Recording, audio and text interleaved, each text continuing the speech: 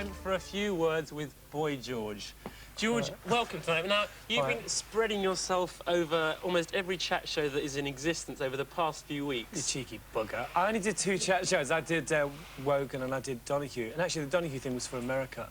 I actually haven't done that much this time. I've done a lot more on previous records. But even though, you know, even still, this time round, the people asking you the questions have been asking you about your family, your relationships, your sex life, the gay community, AIDS and problems with drugs. It's as if everybody has, in fact, forgotten that Boy George is a performing artist. Yeah, but now, I mean, isn't that the problem with TV, though? Well, let's prove that. Let's change that. See, I feel a great responsibility tonight, and I want you to be as frank as possible with me, George. I'm going to put some hard-hitting questions to you, and I think you'll probably be bobbing and swerving a bit, but I would like to try and get the truth from you. Wait and see. First of all, I'm going to start out with... Now, I want frankness, honesty, OK? We're all listening. I want you to tell us about your music life. What about it? Tell us about it. Come on, you've been evading it for so long. You've been talking about all these other things. First of all, let's just, like, put one thing straight, OK? When you go on... I mean, no, when you bring a record out, like with Wogan, I mean, I kind of didn't want to go on there and do an interview, but they won't let you go on. They won't let me go on and do the song without talking, because they know I'm good at talking. And they're limited to how many pop personalities they can have on TV that can actually hold their own and talk. So that's why they always hassle me to go on TV shows, and Wogan is watched by a lot of people, so... Out of the fact that I want people to hear my music, I went on that show, you know, and... You saw it, you know. I'm not maligning the fact you went on it. What I'm maligning is the fact that people are still only asking you about. Yeah, but listen, you know, music's past. something that you listen to. I mean, you know, you can talk about it all you want, but at the end of the day, it's something that you have to hear and feel. And that's the thing that people don't realise. You know, the fact that I am, you know, a celebrity, it's got nothing to do with my music at all. In fact, a lot of the things I do talk about have nothing to do with music. Because what can you say about music? Well, that's what I was going to ask you. I mean, do you not like talking about your music? Well, I'd rather people listen to it and, you know, and sort of make their own minds up. Should I try a few musical questions? Well, like what, for instance? Well, like, I'm not... See, the thing is, hold on, Paul, listen, I'm not really a musician of such. I don't play anything. You know, when I started in music, I did it from a gut reaction. I did it from, you know, what I felt was right. I don't play anything. I don't claim to be a particular musician. I know I'm very talented musically, and that's all I care about. I don't have to... I just don't feel like I have to justify that, you know. And I think, you know... Whatever. So, I mean, you know, you're not prepared to talk about your solo career. I'll talk about my music. I'll talk about, you know, songs and things like that, you know. I'll talk about how I write songs, but as far as, like, you know, talking about sort of chord structures and things like that, I'm useless at things like that. No, they're not chord structures, but it's like, you know, for instance, how do you feel that your solo career is going? You know, Sold didn't do brilliantly. I mean, Everything I Own did very well, but the other tracks didn't do brilliantly here, but it did brilliantly everywhere else, you know. And also, people forget that England is a really small country and a very bigoted country when it comes to music. If you look at the brilliant record that Prince made, Sign of the Times, as a lyric writer, I thought it was a brilliant song, and I couldn't believe it, and he got to 20. But also, if you look at somebody like David Bowie, who was my hero when I was a teenager, and one of the people that inspired me to go into music, he never had really that many #1s, you know. I mean, you look at it and you think he had a fabulous career, but as far as sales go, he never sold that many records, you know, so... Well, albums. He sold a lot of albums. He sold, you know, not in comparison with people like Michael Jackson and Kylie Minogue. So doesn't it make you wonder? Yeah. Do you know what I mean? But, or Rick Astley. You're not making excuses for not doing brilliantly in England at the moment. Well, I don't see why I should, you know. I mean, no, that's what I'm asking. Is that what you're saying? The thing is, you know, people think that the charts that's it as far as music goes. Yeah, you know, there's like, I mean, I've got millions of albums that, you know, other people probably haven't even heard of, you know.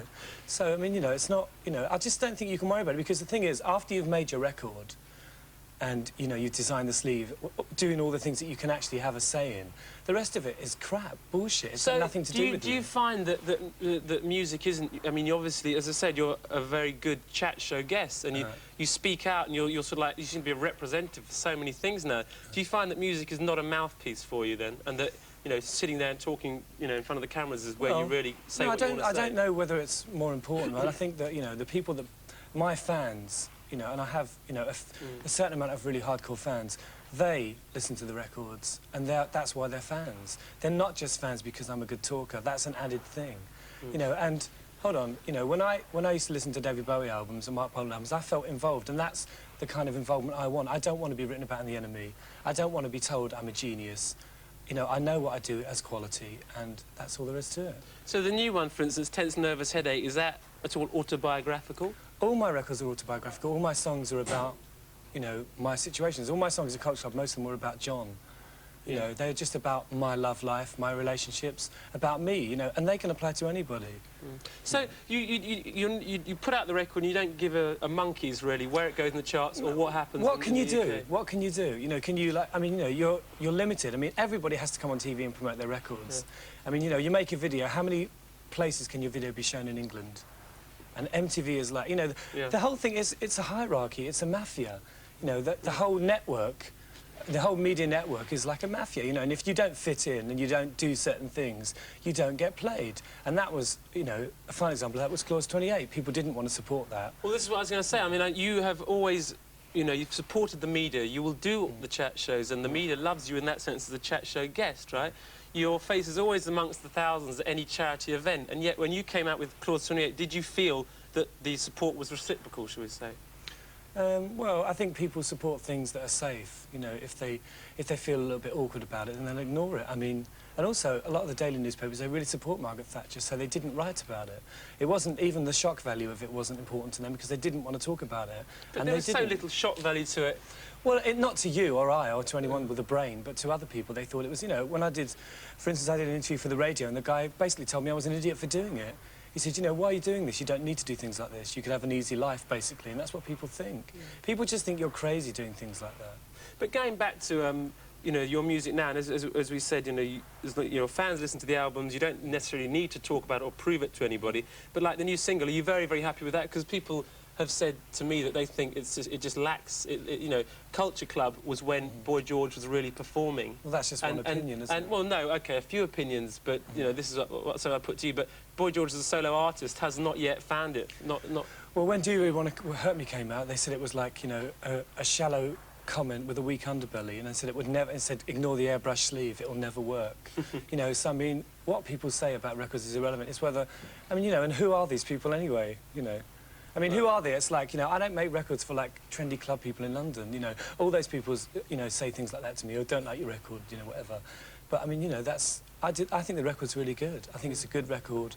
I think it's a good production. I'm really proud of it. You know, what else? I don't want to, you know, what is this, like, sell, you know, sell myself, you know, who am I selling myself to? That's OK. So what's the situation in the United States now? I mean, I've heard that people aren't playing you at all out there, that people are sort of, like, dropped you. Well, actually, I had a hit with a really hideous record called Live My Life. Which I had nothing to do with, really. It got to number 15. Basically, as far as America's concerned, I mean, it's a record company thing. When the last album came out, they didn't want to be seen to be pushing an ex-junkie. So they didn't push the album, but they chose to push a single from one of their films. I mean, it's just all very complicated, you know what I mean? Do you enjoy the responsibility of being seen in the media as a representative for the gay community and someone who has... I am, really. Well, no, but you are... No, hold on. You are seen to be that. You are always asked in all your interviews about homosexuality, about AIDS, etc. Do you... I mean, it may not be what you set out to be, but the media has put you in that place. Do you enjoy it? I mean, why... Put it this way, you always end up talking about it. Well, because people always ask me, and you've just done it again. Do you enjoy... How original. Do you enjoy talking about it, though? Well, I don't have much choice when I'm asked the question, do I? What am I supposed to do, say... Well, no, I just think that, like, you know... I mean, I could have answered that question with, yeah, I've got a new album next week, and it's called Tense Never's Headache, come out and buy it. You know, what am I supposed to say? You asked me the question, so I've got to answer it. Or walk off. You know, it's like when someone says, you put on weight, what do? Storm off and say, don't be so rude. It's like, you've got to deal with it, you know, and that's why people have me on TV, because they know that I'm going to, you know, deal with it. And at the end of the day, right, I mean, like, when I went on Sue Lawley, she was vile to me, but people like me better for not being vile back. And believe me, I could really tear her to shreds. And I'd leave her in a pool of blood. So, you know, it's like, if I really wanted to be nice, but I don't want to go on TV and prove that I can be really bitchy. I know I can do that. I've been doing it since I left school. Right, I've been doing it on trains and on buses and in airports. I've been doing it for years, right? I suppose everybody's thinking I'm rather timid now, yeah. No, you're not a little timid. No. But I'm not you're trying to make me look timid. No, I'm not. No, I'm not. I think you are in a way. I think you are in a way. I was starting out to try and ask you about your musical career because I thought, why hasn't anybody asked me about it? Well, obviously you don't want to talk about that. No, it's got nothing to do with that. I don't want to talk about it, but what can you ask me? Yeah. What can you ask me? When you're just like, you know... Well, no, what I was going to say is why... Well, I've seen interviews on this show and you've talked to, like, musicians, and they're dull. Yes. I mean, that is what it's all about. It's lousy to listen to, it's lousy to watch, no one's interested. Because there's nothing in there that goes beyond the musicianship. Now, what I was saying is there's something in you that will talk and address other subjects. Like the Pet Shop Boys will not talk about it. Erasure don't come out talk about what? all about the gay community and AIDS, which is what I was talking about. Shame. And you won't get Holly Johnson or Mark Almond necessarily because they think it's going to damage their record sales, and in a lot of ways, it's true. It does sort of damage your record sales a bit. But at the end of the day, you've got to decide what's right for you, what you want for yourself. You know, it's not about pleasing lots of people. It's about what you want for you, you know. I don't care what Holly Johnson wants. I don't care. I don't think, you know, they want to talk about it, so they don't. You know, they really are worried about it, you know. It's the kind of Cliff Richard syndrome. Yeah. I mean, you are a survivor in that you know, the media's thrown itself at you. Sorry, did I say something funny? There was some humour somewhere there. The media's thrown its full weight at you, and you're still here. Do you feel like you still are a target for the press, or...? I think as long as I go on chat shows, as long as I am the way I am, yeah, of course I'm going to be a target for interviews and Are you always going to be known as a musician, or do you think in the end that might develop into something else? I mean, as I say, your talents as someone who can actually talk and say what they really think, do you think that could maybe supersede it in years to come? Yeah, but, you know, I mean, you're sort of going on about me being a, like, media personality, but, I mean, look at somebody like Mark Bolan, for instance. Mark Bolan was fabulous, right? And Mark Bolan was like, it was more than just the music, you know. And people, now, hold on. Yeah. People were fans, I think, when I was a fan, and I still am a fan of music.